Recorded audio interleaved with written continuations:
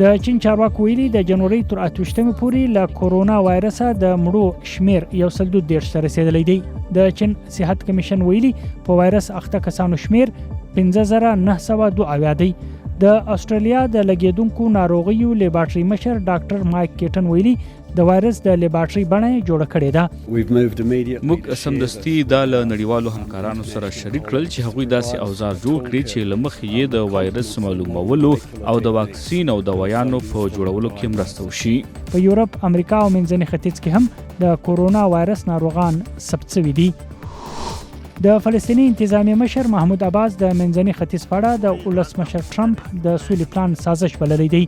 نوموړي د جنوري پر 28 نیټه په رمله کې ویل بیت المقدس د خرڅلاو لپاره نه دی. تر دې وړاندې ولسمشر ټرمپ پلان اعلان کړ چې پکې د آزاد فلسطیني ریاست د جوړېدو وړاندیز وی چې ختیځ بیت المقدس به پلازمینه وي.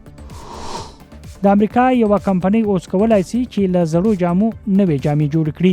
دا ګام د چاپیریال ساتنې لپاره اخیستل شوی. د امریکا د چاپیریال ساتنې اداره وايي په 2019 کال کې 1,000 ټنه کپړو مصنوعات جوړ شوي ول چې په کیلو برخه یې پر ځمکه غورځول شوی و.